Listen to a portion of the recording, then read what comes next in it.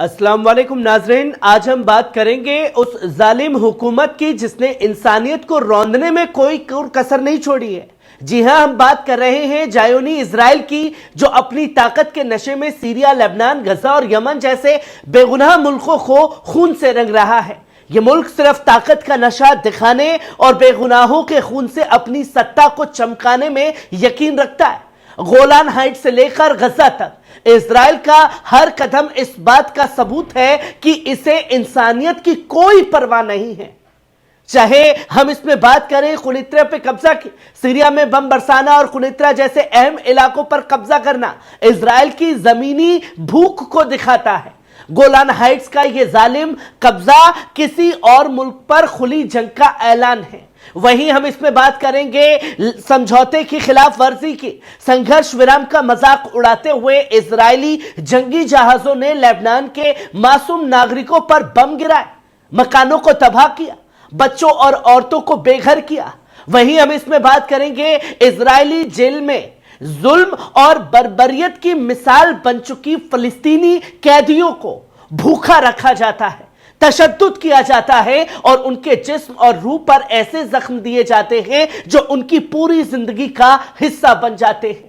वहीं हम इसमें बात करेंगे यमन में गैस स्टेशन पर धमाके की और मासूम लोगों की जाने जाना इजराइल और उसके साथियों की साजिश का एक बड़ा हिस्सा है। ये तमाम खबरें आपके सामने होंगी, जहां आप पहली खबर अपनी स्क्रीन पर देख सकते हैं, जहां इजरायली जंगी जहाजों ने लेबनान की सरहद से लगे इलाकों पर मिसाइल हमले किए हैं।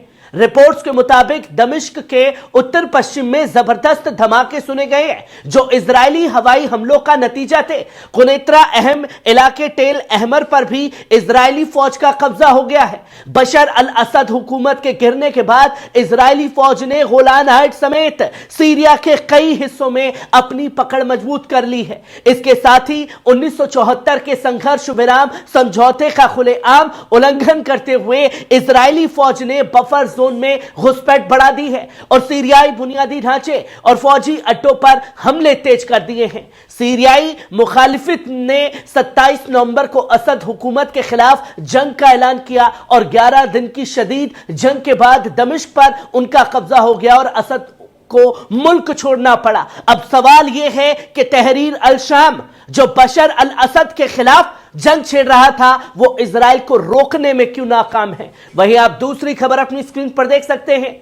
इजरायली हुकूमत ने एक बार फिर लेबनान के साथ हुए संघर्ष विराम समझौते को तोड़ते हुए नए हमले किए हैं। यह समझौता 27 नवंबर को इंटरनेशनल वसीले से लागू हुआ था, लेकिन तब से अब तक इजरायली फौज ने इसे बार बार तोड़ा है। लेबनानी मीडिया के मुताबिक सोमवार की सुबह इजरायली जंगी जहाजों ने लेबनान के दक्षिण इलाकों में अल फोका और देर अल जहरती के बीच 4 ताजा हमले किए गए। इसके अलावा बेका घाटी में जनता गांव के पास, जो सीरिया की सरहद के करीब है, नए हमले की खबर मिली। दोस्तों, रविवार से अब तक इजरायली फौज ने 22 बार संघर्ष विराम का उल्लंघन किया है। लेबनानी नेशनल न्यूज एजेंसी के मुताबिक रविवार दोपहर इजरायली ड्रोन ने बिंत जबिल में एक गाड़ी पर 2 गाइडेड मिसाइल दागी। इन धमाकों की आवाज आसपास के गांवों में सुनी गई। आयता अल शाब गांव में भी जबरदस्त धमाकों की आवाजें सुनी गई जब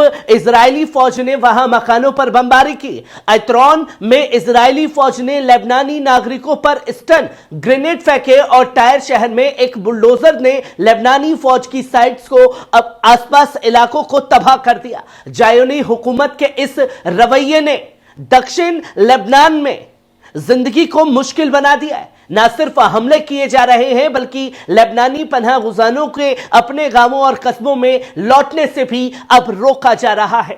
वहीं आप तीसरी खबर अपनी स्क्रीन पर देख सकते हैं। इजरायली जेलों में फलस्तीनी कैदियों पर जुल्म और जबरदस्ती का सिलसिला जारी है।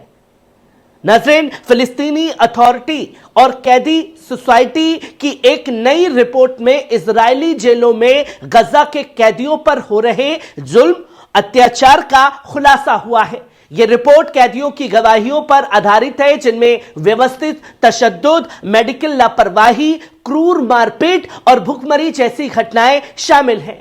इसका जिक्र किया गया है। 45 वर्षीय एक कैदी ने बताया कि गिरफ्तारी के बाद उसे बुरी तरह मारा गया, जिसके उसकी हड्डियां टूट गई। उसे 58 दिन तक गजा कैंप में रखा गया, फिर नकाब जेल में ट्रांसफर कर दिया गया, जहां उस पर गर्म पानी डालकर जलाया गया। आज भी उसके शरीर पर जलने के निशान है। एक 21 वर्षीय कैदी ने कहा कि उसे फरवरी 2024 में गिरफ्तार किया गया। उसे खाज और जख्म हो गए थे और वह भूख से जूझ रहा था। उसकी बाईं आंख खराब हो गई है, जबकि दाहिनी आंख बचपन से अंधी है। कैदियों ने बताया कि शुरुआती दिनों में उन्हें पूरे दिन तशद्दुद सहना पड़ा। एक दिन ने बयान करते हुए उसने बताया कि गंदे पानी से नहलाया गया और इजरायली फौजियों ने उस पर पेशाब किया। वहीं 27 दिन तक उसे आंख पर पट्टी बांधकर और हाथ में पैर बांधकर रखा गया। कैदियों ने खाने की कमी और खराब हालत की भी शिकायत की है। उन्हें चीनी और नमक से महरूम रखा गया है और भूख से जूझते हुए उन्हें रोटियों के टुकड़े जमा करके खाना बनाना पड़ता है। पिछले 15 दिनों में इजराइल ने 25,000 से ज्यादा फलस्तीनियों को गिरफ्तार किया है। इनमें 54 कैदियों की मौत हो चुकी है और 35 गजा से थे, जिसकी तस्वीर लोगों के सामने है। वहीं आप चौथी खबर अपनी स्क्रीन पर देख सकते हैं। यमन में गैस स्टेशन धमाका, 12 शहीद, 100 से ज्यादा लोग जख्मी हुए हैं। यमन के अलबेदा सूबे में एक नेचुरल गैस रिफिलिंग स्टेशन पर हुए धमाके में 12 अफराद शहीद हो गए हैं और 100 से ज्यादा जख्मी हुए हैं। यह वाकया शनिवार को अल-जहर इलाके में मौजूद गैस स्टेशन के स्टोरेज फैसिलिटीज में हुआ। मुकामी हुकाम ने बताया कि धमाका उस वक्त हुआ जब ग्राहक स्टेशन पर मौजूद थे। स्टेशन के पास बाजार होने की वजह से हलाकातों और जख्मियों की तादाद ज्यादा हो गई। सोशल मीडिया पर शेयर की गई वीडियो में दिखा कि धमाके के बाद आग ने कई गाड़ियों को अपनी लपेट में ले लिया।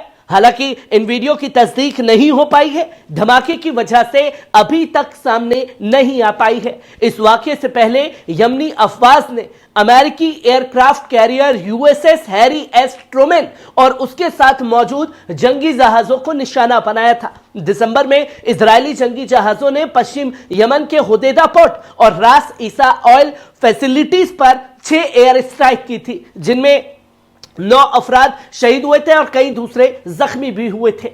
खबरों के मुताबिक इजरायली हमलों ने सना के दहबान इलाके में मौजूद सेंट्रल पावर स्टेशन को भी निशाना बनाया था। मुकामी रिपोर्ट के मुताबिक यमनी सिविल डिफेंस टीम ने दहबान स्टेशन की आग पर काबू पा लिया, लेकिन हेजियाज इलाके के पावर स्टेशन पर आग बुझाने का काम अब भी जारी है।